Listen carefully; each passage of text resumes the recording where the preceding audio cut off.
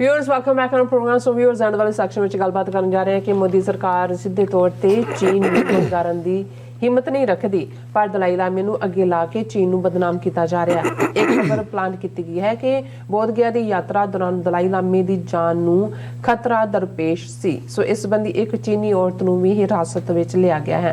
सो इस बारे आपां गलबात करन जा रहे हैं और नाल ही गुरबाणी चरण सांझ तुहाडे नाल पाई जाएगी। सो असीं चाहांगे कि तुसां इसे तरह बने रहना, देखण सुनने एंड लिखने तुहाडा सब दा बहुत शुक्रिया जी। डॉक्टर साहब की कहना चाहोगे? देखो तुसीं बिल्कुल ठीक किया। एक पासे चाइना ने 2000 स्क्वायर किलोमीटर तो ज़्यादा टैरीटोरी इन्हां दी खोई है इन्हां तो जी। फिर असी देखते हैं कि लेटेस्ट जिहड़ा टकरा तवांग एरिया दे विच होया उस दे विच भी इन्हां नूं उन्हां ने इन्हां दी टैरीटरी च आके इन्हां दे दस्तियां दे नाल टक्कर लै के जख्मी करके वापस गए। लेकिन उस मुद्दे ते ये जबान खोलण नूं तैयार नहीं, रादर ना कोई आया ना कोई घुसा और बिल्कुल चुप साधी हुई है। लेकिन दूसरे पासे असीं ये देखते हैं भी विद इन कंट्री, क्योंकि इन्हां दे उत्ते जिवें हुण पार्लीमेंट के सैशन के दौरान भी ओपोजिशन काफ़ी हावी रही। उन्होंने कहा भी डिस्कशन करो कि चाइना नाल इस सारे पीरीयड च सिंस अप्रैल 2020 की होया, जून च की होया और हुण जिहड़ा तवांग दे विच की होया, ये भजदे रहे और ईवन ना डिफेंस मिनिस्टर ना इन्हां दा फॉरेन मिनिस्टर उन्होंने कोई सवाल भी फेस नहीं कीते। सो उस तो ज़ाहिर है कि जे डिस्कशन कोई चीज़ां आंदियां ने तो फिर तुहाडे सबजैक्ट टू पूरा डाइसैक्शन हुंदा है पोलिटिकली। लेकिन इन्हां नूं ये लगदा है भी ये गल लोकां दे विच उन्हां दा जलूस कढ रही है कि इन्हां ने चीन दे सामने गोडे टेके हुए ने, क्योंकि इन्हां दा जिहड़ा एक बहुत स्ट्रॉन्ग प्लैंक सी जदों कांग्रेस नूं ये टारगेट करदे सी नेहरू कि नेहरू ने 62 दे विच हिंदी चीनी भाई भाई करके 38,000 स्क्वायर किलोमीटर टैरीटरी जिहड़ी है सरेंडर कीती।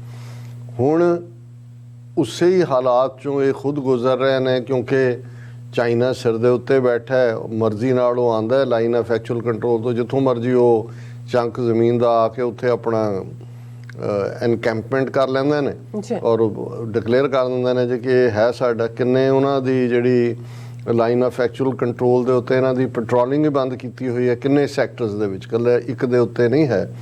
और इस सारे दे चलदे और पिछले दिनां च जिहड़ी किताब राह दा चीफ रहे अमरजीत सिंह डुलट ने लिखी, मैं उहदा किसी होर कॉन्टैक्ट करन थापर नाल उहदे इंटरव्यू का जिक्र किया सी, लेकिन उहदी जदों ये किताब दे कुछ होर वेरवे भी आ रहे हैं जिहदे च उन्हें कहा कि जी मैनू तां फलां सन च भूटान दे राजे ने यह कहा सी कि ये चाइना बहुत एग्रैसिव है। ये डोकलाम तो 2017 च हुंदा है, उस तो पहलां दी ये गल कर रहे जदों राह चीफ सी। और चाइना एग्रैसिव है, इसका कुछ प्रबंध करना चाहिए, साडे ते भी दबाव है। सो मतलब ये है भी चाइना का जिहड़ा काम करन दा ढंग है वो कोई ओवरनाइट नहीं है भी उस रात नूं सौ के सुत्ते तो सुपना आया तो सवेरे वो तुर पे। वो बहुत प्लैंड तरीके दे नाल जे असीं उन्हां दा पिछले आलमोस्ट 75 साल का सफ़र देखिए, जदों उन्होंने जापानियां नाल भी लड़े, वैसटर्नस नाल भी लड़े, जिवें माओ ज़ेतुंग चौन लाई ने पीपल्स रिपब्लिक ऑफ चाइना नूं बिल्ट किया, किस लैवल तो फिर कोरियन वार च फसे, किवें उन्होंने इक्को वेले विद इन कंट्री क्लोज करके उन्होंने अपने आप को एटोमिक पावर भी बनाया। और ये किते नहीं होया जे तुसीं इंसानी हिस्टरी च भी देखो कि कुछ दहाकिਆਂ ਦੇ ਵਿੱਚ 800 ਮਿਲੀਅਨ ਲੋਕਾਂ ਨੂੰ 80 ਕਰੋੜ ਲੋਕਾਂ ਨੂੰ ਅਬਵ ਦਾ ਪਾਵਰਟੀ ਲਾਈਨ ਚੁੱਕ ਕੇ ਲੈ ਗਏ। ਹੁਣ ਇਹ ਚਾਈਨਾ 'ਚ ਹੀ ਪੋਸੀਬਲ ਹੋਇਆ। ਹਾਲਾਂਕਿ ਉਹਨਾਂ ਦੀ ਫਲਿੱਪ ਸਾਈਡ ਵੀ ਹੈ, ਜਿਸ ਕਿਸਮ ਦਾ ਉਹਨਾਂ ਦੀ ਕਲਚਰਲ ਰੈਵੋਲੂਸ਼ਨ ਦੇ ਨਾਂ ਥੱਲੇ ਉਹਨਾਂ ਦਾ ਮੂਵ ਗਲਤ ਸਾਬਤ ਹੋਇਆ। ਜਾਂ ਇੱਕ ਸਟੇਜ 'ਤੇ ਸੀ ਜੀ ਚਿੜੀਆਂ ਮਾਰ ਦਿਓ, ਇਹ ਬਾਅਦ 'ਚ ਉਹਨਾਂ ਨੇ ਦੇਖਿਆ ਵੀ ਇਹ ਤਾਂ ਬਹੁਤ ਸਾਰਾ ਨੁਕਸਾਨ ਹੋਇਆ ਉਹਦੇ ਨਾਲ, ਇਹ ਜੀ ਸਪੈਰੋ ਕਿਲਿੰਗ ਕੈਂਪੇਨ ਸੀ ਉਹਨਾਂ ਦਾ। ਸੋ ਉਹ ਸਾਰੇ ਕੁਛ ਨੇ, ਲੇਕਿਨ ਕੁੱਲ ਮਿਲਾ ਕੇ ਉਹਨਾਂ ਦਾ ਜਿਹੜਾ ਵੀ ਮੂਵ ਹੁੰਦਾ ਹੈ ਵੈਲ ਥਾਟ ਆਫ ਹੁੰਦਾ ਹੈ, ਵੈਲ ਪਲੈਨਡ ਹੁੰਦਾ ਹੈ ਔਰ ਉਹ ਪੂਰਾ ਮੌਕਾ ਵੀ ਦਿੰਦੇ ਨੇ, ਬਿਆਨਬਾਜ਼ੀਆਂ ਜ਼ਿਆਦਾ ਨਹੀਂ ਕਰਦੇ, ਉਹ ਐਕਟ ਕਰਦੇ ਨੇ। ਅੱਛਾ, ਹੁਣ ਕਿਉਂਕਿ ਲੋਕਾਂ ਦੇ ਵਿੱਚ ਇਹ ਬਦਨਾਮ ਵੀ ਹੋ ਰਹੇ ਨੇ, ਐਕਸਪੋਜ਼ ਵੀ ਹੋ ਰਹੇ ਨੇ ਕਿ ਭਾਈ ਇੱਕ ਪਾਸੇ ਤੁਸੀਂ ਬੋਲਦੇ ਨਹੀਂ, ਦੂਜੇ ਪਾਸੇ ਇਹ ਵੀ ਸਾਹਮਣੇ ਆਇਆ ਕਿ ਜਿਹੜਾ ਟ੍ਰੇਡ ਸਰਪਲਸ ਚਾਈਨਾ ਦੇ ਨਾਲ ਪਿਛਲੇ ਸਾਲਾਂ 'ਚ 80 ਬਿਲੀਅਨ ਸੀ, ਉਹ 110 ਬਿਲੀਅਨ ਤੱਕ ਪਹੁੰਚ ਗਿਆ। ਮਤਲਬ ਤੁਸੀਂ ਟ੍ਰੇਡ ਵੀ ਕਰ ਰਹੇ ਹੋ। ਹੁਣ ਉਹਨੂੰ ਕਰਨ ਲਈ ਇਹਨਾਂ ਨੂੰ ਕੁਛ ਨਾ ਕੁਛ ਕਰਨ ਦੀ ਲੋੜ ਹੈ, ਔਰ ਦਲਾਈ ਲਾਮਾ ਉਹਨਾਂ ਨੇ ਉਹ ਰੱਖਿਆ ਹੀ ਹੋਇਆ ਜਿਹੜਾ ਇਸ ਕਿਸਮ ਦਾ ਸ਼ੋ ਬॉय। ਔਰ ਹੁਣ ਇਹ ਆਇਆ ਕਿ ਜੀ ਦਲਾਈ ਲਾਮੇ ਨੇ ਬੌਧ ਗਿਆ ਜਿਹੜਾ ਗਿਆ ਡਿਸਟ੍ਰਿਕਟ ਹੈ ਬਿਹਾਰ ਦਾ, ਉਸ ਦੇ ਵਿੱਚ ਬੌਧ ਗਿਆ ਇੱਕ ਥਾਂ ਹੈ, ਔਰ ਇਹ ਉਹ ਮੁਕਾਮ ਹੈ ਜਿੱਥੇ ਕਿ ਬੋੜ ਦੇ ਦਰਖਤ ਦੇ ਥੱਲੇ ਬੈਨੀਅਨ ਟਰੀ ਜਿਹਨੂੰ ਕਹਿੰਦੇ ਨੇ, ਬੱਟ ਵ੍ਰਿਕਸ਼, ਬੁੱਧ ਨੂੰ ਗਿਆਨ ਹੋਇਆ ਸੀ, ਜੋ ਪਰੰਪਰਾ ਹੈ ਬੁੱਧਿਜ਼ਮ ਦੀ। ਹਾਲਾਂਕਿ ਉਸ ਦਾ ਅੱਧਾ ਹਿੱਸਾ ਬਾਹਮਣਾਂ ਨੇ ਕੰਟਰੋਲ ਕੀਤਾ ਹੋਇਆ, ਔਰ ਜਿਹੜਾ ਅਸਲੀ ਬੌਧੀ ਟਰੀ ਸੀ ਜਿਹਦੇ ਥੱਲੇ ਜਿਹੜਾ ਉਹਨੂੰ ਗਿਆਨ ਹੋਇਆ ਬੁੱਧ ਨੂੰ, ਉਹ ਤਾਂ ਬਾਹਮਣਾਂ ਨੇ ਸਾੜ ਦਿੱਤਾ ਸੀ। ਉਹ ਬਾਅਦ ਦੇ ਵਿੱਚ ਕਿਉਂਕਿ ਜਦੋਂ ਅਸ਼ੋਕ ਉਹਨੇ ਬੁੱਧ ਧਰਮ ਅਡਾਪਟ ਕੀਤਾ ਤਾਂ ਉਹਨੇ ਉਹ ਜਿਹੜਾ ਬੋੜ ਦਾ ਦਰਖਤ ਸੀ, ਉਹਦੀ ਭੈਣ ਵੀ ਬੁੱਧਿਸਟ ਭਿਕਸ਼ੂਨੀ ਬਣ ਗਈ ਸੀ ਅਸ਼ੋਕ ਦੀ, ਔਰ ਉਸ ਦਰਖਤ ਦੀ ਇੱਕ ਟਾਹਣੀ ਲਿਜਾ ਕੇ ਸ੍ਰੀਲੰਕਾ ਜਿਹੜਾ ਅੱਜ ਵੀ ਬੁੱਧਿਸਟ ਮੁਲਕ ਹੈ, ਸਿੰਹਾਲਾਸ ਰੇਸ ਦਾ, ਉੱਥੇ ਪਲਾਂਟ ਕੀਤਾ ਸੀ। ਸੋ ਬਾਹਮਣਾਂ ਨੇ ਜਦੋਂ ਸ਼ੰਕਰਾ ਦੇ ਜ਼ਮਾਨੇ 'ਚ ਵਾਪਸ ਬ੍ਰਾਹਮਣਵਾਦ ਨੇ ਆ ਕੇ ਬੁੱਧ ਧਰਮ ਦਾ ਸਫਾਇਆ ਕੀਤਾ, ਜਿਸ ਬਾਰੇ ਅਲਾਮਾ ਇਕਬਾਲ ਨੇ ਕਿਹਾ ਕਿ ਭਾਈ ब्राह्मण सरशार है अब तक मैं पिदार में शमाए गौतम जल रही है महफिले अग्यार में, कि इत्थे ब्राह्मण हंकार ਦੀ ਸ਼ਰਾਬ ਪੀ ਕੇ ਅੱਜ ਵੀ ਉਸ ਹੰਕਾਰ ਦੇ ਵਿੱਚ ਮੱਤਾ ਬੈਠਾ ਹੈ, ਔਰ ਬੁੱਧ ਦਾ ਜਿਹੜਾ ਮੈਸੇਜ ਹੈ ਉਹ ਮਹਿਫਿਲੇ ਅਗਿਆਰ ਗੈਰਾਂ ਦੀ ਮਹਿਫਲ 'ਚ ਹੈ।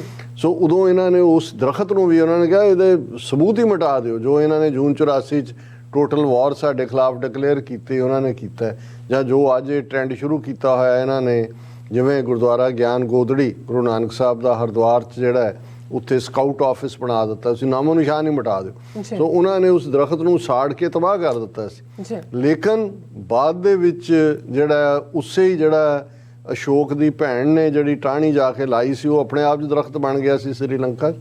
ਉੱਥੋਂ ਇੱਕ ਟਾਹਣੀ ਲਿਆ ਕੇ ਉੱਥੇ ਲਾਏ, ਉਹ ਹੈ ਅੱਜ ਜਿਹੜਾ ਮੌਜੂਦ ਦਰਖਤ ਹੈ, ਉਹ ਉਸ ਦੀ ਸੈਪਲਿੰਗ ਤੋਂ ਦੁਬਾਰਾ ਪਲਾਂਟ ਕੀਤਾ ਗਿਆ।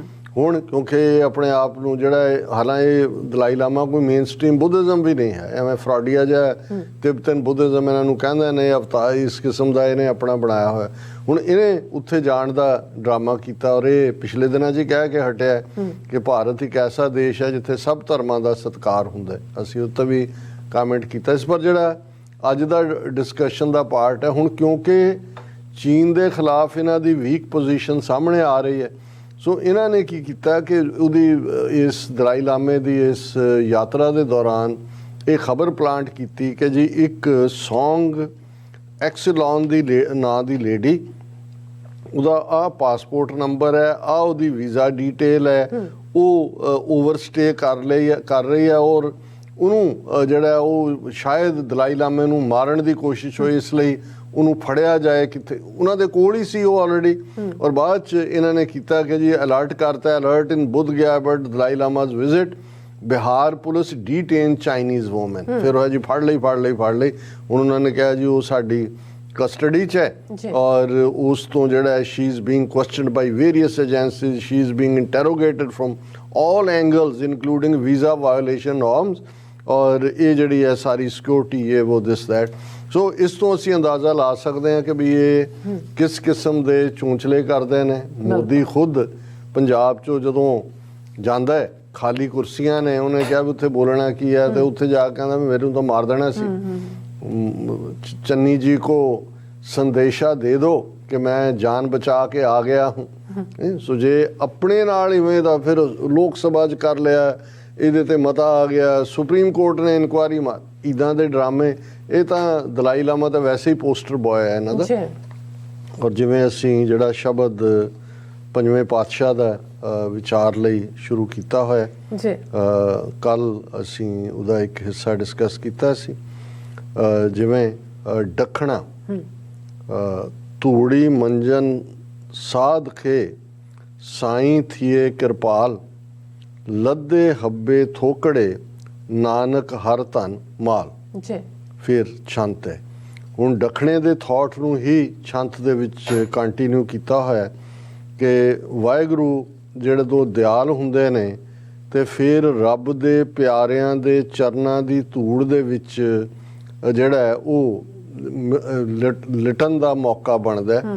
ਧੂੜੀ ਮੰਜਨ ਸਾਧ ਕੇ ਸਾਈਂ ਥੀਏ ਕਿਰਪਾਲ, ਜੇ ਨਿਰੰਕਾਰ ਮਿਹਰਬਾਨ ਹੋਏ ਤੇ ਸੰਤਾਂ ਦੀ ਸੰਗਤ ਮਿਲਦੀ ਹੈ। ਲੱਦੇ ਹੱਬੇ ਥੋਕੜੇ ਨਾਨਕ ਹਰ ਧਨ ਮਾਲ, ਔਰ ਇਹ ਸਾਰੇ 'ਚ ਜਦੋਂ ਇਹ ਹਾਸਲ ਹੁੰਦਾ ਹੈ ਤੇ ਥੋਕੜੇ ਹੁੰਦਾ ਜਦੋਂ ਅਸੀਂ ਕੋਈ ਕਹਿੰਦੇ ਹਾਂ ਜੀ ਇਹ ਚੀਜ਼ ਥੋਕ ਦੇ ਵਿੱਚ ਹੈ, ਕਿ ਹਰ ਚੀਜ਼ ਹਾਸਲ ਹੋ ਗਈ, ਸਾਰੀਆਂ ਹੀ ਜੋ ਡਿਜ਼ਾਇਰ ਸੀ ਉਹ ਫੁੱਲਫਿਲ ਹੋ ਗਈਆਂ। ਨਾਨਕ ਹਰ ਧਨ ਮਾਲ, ਪੰਜਵੇਂ ਨਾਨਕ ਯਾਦ ਦਹਾਨੀ ਕਰਵਾਉਂਦੇ ਨੇ ਕਿ ਜਦੋਂ ਵਾਹਿਗੁਰੂ ਰੂਪੀ ਧਨ ਮਿਲਿਆ ਤੇ ਸਾਰੀਆਂ ਹੀ ਜਿਹੜੀਆਂ ਲੋੜਾਂ ਸੀ ਉਹ ਪੂਰੀਆਂ ਹੋ ਗਈਆਂ। ਸ਼ਾਂਤ ਹੈ ਸੁੰਦਰ ਸੁਆਮੀ ਧਾਮ, ਭਗਤੈ ਵਿਸਰਾਮ, ਆਸਾ ਲਗ ਜੀਵ ਤੇ ਜੀਓ, ਮਨ ਤਨੇ ਗਲਤਾਨ, ਸਿਮਰਤ ਪ੍ਰਭ ਨਾਮ, ਹਰ ਅੰਮ੍ਰਿਤ ਪੀਵਤੇ ਜੀਓ। ਸੁੰਦਰ ਸੁਆਮੀ ਧਾਮ, ਕਿ ਮੇਰਾ ਵਾਹਿਗੁਰੂ ਉਸ ਦਾ ਘਰ, ਉਸ ਦਾ ਟਿਕਾਣਾ ਬਹੁਤ ਸੁੰਦਰ ਹੈ। ਭਗਤ ਜਨ ਰੱਬ ਦੇ ਪਿਆਰੇ ਉਹਦੇ 'ਚ ਹੀ ਟਿਕਾਣਾ ਕਰਦੇ ਨੇ, ਵਿਸ਼ਰਾਮ ਕਰਦੇ ਨੇ। ਉਸੇ ਆਸ ਦੇ ਨਾਲ ਵਾਹਿਗੁਰੂ ਦੀ ਯਾਦ ਦੇ ਵਿੱਚ ਉਹ ਜਿਉਂਦੇ ਨੇ। ਮਨ ਤਨ ਉਹਨਾਂ ਦਾ ਵਾਹਿਗੁਰੂ ਦੇ ਸਿਮਰਨ ਵਿੱਚ ਗਲਤਾਨ ਹੁੰਦਾ ਹੈ, ਔਰ ਉਹ ਦਿਨ ਰਾਤ ਵਾਹਿਗੁਰੂ ਦੇ ਉਸ ਨਾਮ ਦੇ ਅੰਮ੍ਰਿਤ ਨੂੰ ਪੀਂਦੇ ਨੇ। ਅੰਮ੍ਰਿਤ ਹਰ ਪੀਵਤੇ ਸਦਾ ਥਿਰ ਜੀਵਤੇ, ਵਿਖੈ ਬਨ ਫੀਕਾ ਜਾਣਿਆ, ਭੈ ਕਿਰਪਾਲ ਗੋਪਾਲ ਪ੍ਰਭ, ਮੇਰੇ ਸਾਧ ਸੰਗਤ ਨਿਧ ਮਾਣਿਆ। ਕਿ ਉਸ ਵਾਹਿਗੁਰੂ ਦੇ ਪਿਆਰ ਦਾ ਅੰਮ੍ਰਿਤ ਪੀ ਕੇ, ਉਹ ਅੰਮ੍ਰਿਤ ਜਿਹਦੇ ਨਾਲ ਫਿਰ ਕਦੇ ਮੌਤ ਨਹੀਂ ਆਉਂਦੀ, ਸਦਾ ਥਿਰ ਜੀਵਤੇ, ਫਿਜ਼ੀਕਲ ਡੈਥ ਨਹੀਂ, ਕੌਨਸ਼ੀਅਸ ਤੁਹਾਡੀ ਹਮੇਸ਼ਾ ਜਿਉਂਦੀ ਰਹਿੰਦੀ ਹੈ। ਔਰ ਇਹ ਜਿਹੜਾ ਵਿਕਾਰਾਂ ਦਾ ਫਲ ਹੈ ਇਹ ਫਿਰ ਫਿੱਕਾ ਲੱਗਣ ਲੱਗ ਜਾਂਦਾ ਹੈ, ਇਹ ਬਿਖ ਲੱਗਣ ਲੱਗ ਜਾਂਦਾ ਹੈ, ਜ਼ਹਿਰ ਲੱਗਣ ਲੱਗ ਜਾਂਦਾ ਹੈ। ਭੈ ਕਿਰਪਾਲ ਗੋਪਾਲ ਪ੍ਰਭ, ਮੇਰੇ ਸਾਧ ਸੰਗਤ ਨੇ ਦਮਾਣਿਆ। ਜਦੋਂ ਵਾਹਿਗੁਰੂ ਨਿਰੰਕਾਰ ਕਿਰਪਾਲ ਹੋਏ, ਮਿਹਰਬਾਨ ਹੋਏ, ਤੇ ਫਿਰ ਸਾਧ ਸੰਗਤ ਦੇ ਉਸ ਖਜ਼ਾਨੇ ਨੂੰ ਵੀ ਮਾਣਿਆ, ਔਰ ਉਸ ਵਾਹਿਗੁਰੂ ਦੇ ਨਾਲ ਜਿਹੜਾ ਸਾਧ ਸੰਗਤ ਰੂਪੀ ਵਾਹਿਗੁਰੂ ਨੇ ਖਜ਼ਾਨਾ ਬਖਸ਼ਿਆ। ਸਰਬਸੋ ਸੂਖ ਆਨੰਦ ਘਣ ਪਿਆਰੇ, ਹਰ ਰਤਨ ਮਨ ਅੰਤਰ ਸੀਵਤੇ, ਇੱਕ ਤਿਲ ਨਹੀਂ ਵਿਸਰੈ ਪ੍ਰਾਣ ਆਧਾਰਾ, ਜਪ ਜਪ ਨਾਨਕ ਜੀਵਤੇ। ਕਿ ਸਰਬਸੋ ਸੂਖ ਆਨੰਦ ਘਣ ਪਿਆਰੇ, ਕਿ ਉਸ ਪਿਆਰੇ ਦੇ ਨਾਲ ਮਿਲ ਕੇ ਸਾਰੇ ਸੁੱਖ ਆਨੰਦ ਹਾਸਲ ਹੁੰਦੇ ਨੇ। ਹਰ ਰਤਨ ਮਨ ਅੰਤਰ ਸੀਵਤੇ, ਕਿ ਅੰਦਰ ਜਿਵੇਂ ਕੋਈ ਚੀਜ਼ ਸੀ ਲਈ ਜਾਂਦੀ ਹੈ, ਮੈਂ ਆਪਣੇ ਮਨ ਦੇ ਅੰਦਰ ਵਾਹਿਗੁਰੂ ਦੇ ਪਿਆਰ ਨੂੰ ਸੀਤਾ ਹੋਇਆ। ਇੱਕ ਤਿਲ ਨਹੀਂ ਵਿਸਰੈ ਪ੍ਰਾਣ ਆਧਾਰਾ, ਉਹ ਮੇਰੇ ਪ੍ਰਾਣਾਂ ਦਾ ਆਧਾਰ ਹੈ, ਇੱਕ ਤਿਲ ਲਈ ਵੀ ਉਹ ਮੈਨੂੰ ਵਿਸਰਦਾ ਨਹੀਂ ਹੈ। ਜਪ ਜਪ ਨਾਨਕ ਜੀਵਤੇ, ਪੰਜਵੇਂ ਨਾਨਕ ਫਰਮਾਉਂਦੇ ਨੇ ਕਿ ਉਹ ਉਸ ਨੂੰ ਜਪ ਕੇ ਹੀ ਮੈਂ ਜਿਉਂਦਾ, ਉਹੀ ਮੇਰੀ ਜ਼ਿੰਦਗੀ ਹੈ। ਫਿਰ ਅਗਲਾ ਡੱਖਣਾ ਹੈ, ਜੋ ਤੋ ਕੀਨੇ ਆਪਣੇ ਤਿਨਾ ਕੂ ਮਿਲਿਓ ਹੈ, ਆਪੇ ਹੀ ਆਪ ਮੋਹਿਓ, ਜਸ ਨਾਨਕ ਆਪ ਸੁਣਿਓ ਹੈ। ਕਿ ਜਿਨ੍ਹਾਂ ਨੂੰ ਵਾਹਿਗੁਰੂ ਆਪਣੇ ਕਰ ਲੈਂਦਾ ਹੈ, ਜੋ ਤੋ ਕੀਨੇ ਆਪਣੇ ਤਿਨਾ ਕੂ ਮਿਲਿਓ ਹੈ, ਉਹਨਾਂ ਦੇ ਉੱਤੇ ਵਾਹਿਗੁਰੂ ਮਿਹਰਬਾਨ ਹੁੰਦਾ ਹੈ, ਉਹਨਾਂ ਨੂੰ ਵਾਹਿਗੁਰੂ ਆਪਣਾ ਬਣਾ ਲੈਂਦਾ ਹੈ, ਔਰ ਆਪਣੇ ਆਪ ਦੇ ਵਿੱਚ ਹੀ ਉਹ ਫਿਰ ਜਜ਼ਬ ਕਰ ਲੈਂਦਾ ਹੈ, ਇੰਟਾਈਸ ਕਰ ਲੈਂਦਾ ਹੈ, ਔਰ ਉਹ ਫਿਰ ਵਾਹਿਗੁਰੂ ਦੇ ਜਸ ਦੇ ਵਿੱਚ ਜਿਹੜੇ ਨੇ ਉਹ ਹਮੇਸ਼ਾ ਗਲਤਾਨ ਰਹਿੰਦੇ ਨੇ, ਔਰ ਉਹਨਾਂ ਦੇ ਰਾਹੀਂ ਹੀ ਵਾਹਿਗੁਰੂ ਦੀ ਉਸਤਤ ਸਿਫਤ ਸਲਾਹ ਹੁੰਦੀ ਹੈ। ਔਰ ਇਹ ਛੰਤ ਦੀ ਵਿਆਖਿਆ, ਪ੍ਰੇਮ ਠਗੌਰੀ ਪਾਏ ਰਿਝਾਏ, ਗੋਬਿੰਦ ਮਨ ਮੋਹਿਆ ਜੀਓ, ਸੰਤਨ ਕੈ ਪ੍ਰਸਾਦ ਅਗਾਧ ਕੰਠੇ ਲਗ ਸੋਹਿਆ ਜੀਓ, ਹਰ ਕੰਠੇ ਲਗ ਸੋਹਿਆ, ਦਿਓਕ ਸਭ ਜੋਹਿਆ, ਭਗਤ ਲਖਣ ਕਰ ਵਸ ਭਏ, ਮਨ ਸਰਬ ਸੁਖ ਉਠੇ, ਗੋਬਿੰਦ ਤੁਠੇ, ਜਨਮ ਮਰਨ ਸਭ ਮਿਟ ਗਏ। ਕਿ ਮੈਂ ਉਸ ਪ੍ਰੇਮ ਨੂੰ ਪਾਇਆ, ਜਿਹੜੀ ਠਗੌਰੀ, ਉਹ ਦਵਾਈ, ਪਿਆਰ ਰੂਪੀ ਦਵਾਈ, ਪ੍ਰੇਮ ਠਗੌਰੀ ਪਾਏ ਰਿਝਾਏ, ਗੋਬਿੰਦ ਮਨ ਮੋਹਿਆ ਜੀਓ। ਮੈਂ ਇਸ ਪ੍ਰੇਮ ਦੀ ਦਵਾਈ ਦੇ ਨਾਲ ਜਿਹੜਾ ਉਸ ਵਾਹਿਗੁਰੂ ਦੇ ਮਨ ਨੂੰ ਰਿਝਾਇਆ, ਔਰ ਉਸ ਵਾਹਿਗੁਰੂ ਦੇ ਨੂੰ ਰਿਝਾਣ ਦੇ ਨਾਲ ਵਾਹਿਗੁਰੂ ਸੰਤਨ ਕੇ ਪ੍ਰਸਾਦ, ਉਹਨਾਂ ਰੱਬ ਦੇ ਬੰਦਿਆਂ ਦੀ ਕਿਰਪਾ ਦੇ ਨਾਲ ਅਗਾਧ ਕੰਠੇ ਲੱਗ ਸੋਇਆ ਜੀਓ, ਮੇਰੇ ਕੰਠ ਨਾਲ ਲੱਗ ਕੇ ਉਹ ਮੈਨੂੰ ਜਿਹੜਾ ਉਹ ਸੋਹਣਾ ਵਾਹਿਗੁਰੂ ਮਿਲਿਆ, ਔਰ ਉਹ ਹਰ ਕੰਠ ਲੱਗ ਸੋਇਆ, ਦੋਖ ਸਭ ਜੋ ਹੈ। ਕਿ ਉਹ ਵਾਹਿਗੁਰੂ ਮੇਰੇ ਕੰਠ ਜਦੋਂ ਦਾ ਲੱਗਿਆ, ਮੇਰੇ ਅੰਦਰੋਂ ਸਾਰੇ ਜਿਹੜੇ ਵਿਕਾਰ ਨੇ ਉਹ ਨਿਕਲ ਗਏ ਨੇ। ਭਗਤ ਲਖਣ ਕਰ ਵਸ ਪਏ, ਕਿ ਮੈਂ ਮੇਰੇ ਅੰਦਰ ਵਾਹਿਗੁਰੂ ਦੇ ਪਿਆਰੇ ਭਗਤ ਵਾਲੇ ਜਿਹੜੇ ਲੱਛਣ ਨੇ ਉਹ ਆ ਕੇ ਵਸ ਗਏ ਨੇ। ਮਨ ਸਰਬ ਸੁਖ ਉੱਠੇ ਗੋਬਿੰਦ ਤੁਠੇ। ਜਦੋਂ ਵਾਹਿਗੁਰੂ ਤੁਠਾ ਦਿਆਲ ਹੋਇਆ ਮਿਹਰਬਾਨ ਹੋਇਆ ਤੇ ਮੇਰੇ ਅੰਦਰ ਸਾਰੇ ਹੀ ਮੈਨੂੰ ਸੁੱਖ ਮਿਲੇ ਨੇ।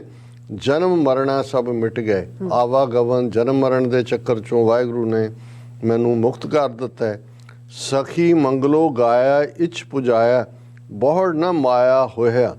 ਕਿ ਹੇ ਮੇਰੀਆਂ ਸਖੀਓ, ਮੈਂ ਉਸ ਵਾਹਿਗੁਰੂ ਦੇ ਮੰਗਲ ਪਿਆਰ ਗੀਤ ਗਾਉਂਦੀ ਹਾਂ ਮੇਰੀ ਰੂਹ, ਔਰ ਮੇਰੀਆਂ ਇੱਛਾ ਪੂਰੀਆਂ ਨੇ, ਔਰ ਮੈਨੂੰ ਦੁਬਾਰਾ ਮਾਇਆ ਦਾ ਮੋਹ ਡਸ ਨਹੀਂ ਸਕਿਆ, ਗਰਸ ਨਹੀਂ ਸਕਿਆ।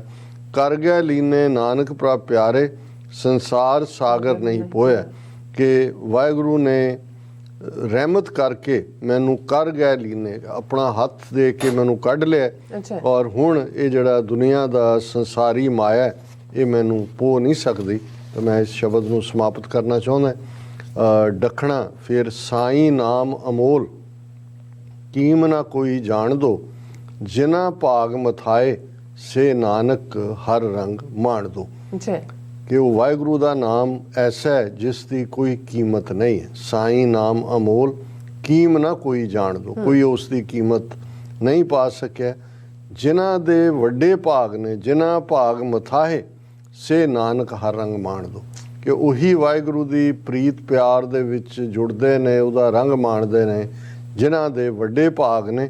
ਤੇ ਉਹ ਵਾਹਿਗੁਰੂ ਅਮੋਲ ਹੈ, ਉਸ ਦੀ ਕੋਈ ਕੀਮਤ ਨਹੀਂ ਪਾ ਸਕਦਾ। ਔਰ ਇਹੀ ਉਸ ਅਮੋਲ ਵਾਹਿਗੁਰੂ ਦੀ ਵਿਆਖਿਆ ਫਿਰ ਛੰਤ ਦੇ ਵਿੱਚ ਹੈ। ਕਹਤੇ ਪਵਿੱਤਰ ਸੁਣਤੇ ਸਭ ਧਨ, ਲਿਖਤੀ ਕੁਲ ਤਾਰਿਆ ਜਿਉ, ਜਿਨ ਕੋ ਸਾਧੂ ਸੰਗ ਨਾਮ ਹਰ ਰੰਗ, ਤਿਨੀ ਬ੍ਰਹਮ ਵਿਚਾਰਿਆ ਜਿਉ।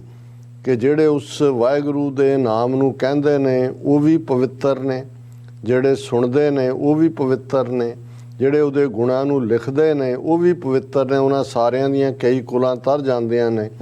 ਜਿਨ੍ਹਾਂ ਨੂੰ ਸਾਧੂ ਸੰਗ ਮਿਲਿਆ, ਨਾਮ ਦੇ ਰੰਗ ਵਿੱਚ ਰੰਗੇ ਗਏ, ਉਹੀ ਉਸ ਵਾਹਿਗੁਰੂ ਦੀ ਬ੍ਰਹਮ ਵਿਚਾਰਿਆ ਜਿਉ।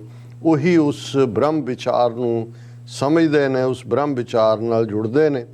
ਬ੍ਰਹਮ ਵਿਚਾਰਿਆ ਜਨਮ ਸਵਾਰਿਆ, ਪੂਰਨ ਕਿਰਪਾ ਪ੍ਰਭ ਕਰੀ, ਰੂਹ ਗਹਿ ਲੀਨੇ ਹਰ ਜਸੋ ਦੀਨੇ, ਜੋਨ ਨਾ ਧਾਵੈ ਨਹਿ ਮਰੀ। ਕਿ ਜਿਨ੍ਹਾਂ ਨੇ ਬ੍ਰਹਮ ਵਿਚਾਰਿਆ ਉਹਨਾਂ ਦਾ ਜਨਮ ਸਫਲ ਹੋਇਆ। ਔਰ ਵਾਹਿਗੁਰੂ ਨੇ ਆਪਣੀ ਕਿਰਪਾ, ਪੂਰਨ ਕਿਰਪਾ ਪ੍ਰਭ ਕਰੀ। ਵਾਹਿਗੁਰੂ ਨੇ ਆਪਣੀ ਕਿਰਪਾ ਕਰਕੇ ਆਪਣਾ ਹੱਥ ਦੇ ਕੇ ਉਹਨਾਂ ਨੂੰ ਫਿਰ ਕੱਢ ਲਿਆ। ਉਹ ਹਰ ਜਸ ਦੇ ਵਿੱਚ ਦਿਨ ਰਾਤ ਲੀਨ ਨੇ। ਜੋਨ ਨਾ ਧਾਵੈ ਨਹਿ ਮਰੀ, ਉਹ ਫਿਰ ਜਨਮ ਮਰਨ ਦੇ ਚੱਕਰ ਦੇ ਵਿੱਚ ਨਹੀਂ ਨੇ, ਇਸ ਲਈ ਉਹਨਾਂ ਨੂੰ ਫਿਰ ਕਦੇ ਮਰਨਾ ਹੀ ਨਹੀਂ ਪੈਂਦਾ। ਸਤਿਗੁਰ ਦਿਆਲ ਕਿਰਪਾਲ ਭੇਟਤ ਹਰੇ, ਕਾਮ ਕ੍ਰੋਧ ਲੋਭ ਮਾਰਿਆ, ਕਥਨ ਨਾ ਜਾਏ ਅਕਤ ਸੁਆਮੀ, ਸਦਕੈ ਜਾਏ ਨਾਨਕ ਵਾਰਿਆ। ਕਿ ਪੰਜਵੇਂ ਨਾਨਕ ਫਰਮਾਉਂਦੇ ਨੇ ਕਿ ਸਤਿਗੁਰ ਦਿਆਲ ਕਿਰਪਾਲ ਭੇਟਤ। ਕਿ ਸਤਿਗੁਰੂ ਦਇਆ ਕਰਕੇ ਕਿਰਪਾ ਕਰਕੇ ਭੇਟਤ ਹਰੇ, ਉਸ ਵਾਹਿਗੁਰੂ ਨਾਲ ਮਿਲਾਪ ਕਰਾਉਂਦੇ ਨੇ। ਤੇ ਜਦੋਂ ਉਸ ਵਾਹਿਗੁਰੂ ਨਾਲ ਮੇਲ ਹੁੰਦਾ ਹੈ, ਕਾਮ ਕ੍ਰੋਧ ਲੋਭ ਮਾਰਿਆ, ਅੰਦਰੋਂ ਕਾਮ ਕ੍ਰੋਧ ਲੋਭ ਖਤਮ ਹੋ ਜਾਂਦੇ ਨੇ, ਮਰ ਜਾਂਦੇ ਨੇ। ਕਥਨ ਨਾ ਜਾਏ ਅਕਤ ਸੁਆਮੀ, ਕਿ ਉਹ ਵਾਹਿਗੁਰੂ ਅਕਥ ਹੈ, ਉਸ ਨੂੰ ਬਿਆਨਿਆ ਨਹੀਂ ਜਾ ਸਕਦਾ। ਸਦਕੈ ਜਾਏ ਨਾਨਕ ਵਾਰਿਆ, ਮੈਂ ਉਸ ਤੋਂ ਬਰਿਹਾਰ ਜਾਂਦਾ ਹੈ, ਉਸ ਤੋਂ ਕੁਰਬਾਨ ਜਾਂਦਾ। ਜੀ ਡਾਕਟਰ ਸਾਹਿਬ, ਤੁਹਾਡਾ ਬਹੁਤ ਬਹੁਤ ਸ਼ੁਕਰੀਆ। ਤੁਸੀਂ ਅੱਜ ਦੇ ਐਮੀਸ਼ੂ ਤੇ ਅੱਜ ਦਾ ਵਿਚਾਰ ਸਾਡੇ ਦਰਸ਼ਕਾਂ ਨਾਲ ਸਾਂਝਾ ਕੀਤਾ ਹੈ। ਸੋ ਇਸ ਨਾਲ ਆਪਣੇ ਵਿਊਜ਼ ਕੋਲ ਲੈਣੇ ਇਜਾਜ਼ਤ। ਵਿਊਅਰਸ, ਸਾਡੇ ਪ੍ਰੋਗਰਾਮ ਦਾ ਸਮਾਂ ਇੱਥੇ ਸਮਾਪਤ ਹੁੰਦਾ ਹੈ। ਤੁਸੀਂ ਆਪਣੀ ਰਾਏ ਤੇ ਸੁਝਾਅ ਸਾਨੂੰ ਭੇਜਣਾ ਭੁੱਲਣਾ ਸਾਡੇ ਇਸ ਪਤੇ ਤੇ sos@tv84.tv ਤੇ ਅਸੀਂ ਆਪਣਾ ਪ੍ਰੋਗਰਾਮ ਲੈ ਕੇ ਫਿਰ ਦੁਬਾਰਾ ਤੁਹਾਡੇ ਰੂਬਰੂ ਹੋਵਾਂਗੇ। ਤਦ ਤੱਕ ਲਈ ਮੈਨੂੰ ਤੇ ਆਪਣਾ ਸੁਣਾ ਗਿਆ ਦੋ ਦੇਖਦੇ ਰਹੋ TV84। ਬੁਲਾ ਦਿਓ ਫਤਿਹ। ਵਾਹਿਗੁਰੂ ਜੀ ਕਾ ਖਾਲਸਾ, ਵਾਹਿਗੁਰੂ ਜੀ ਕੀ ਫਤਿਹ। ਰੱਬ ਰਾਖਾ।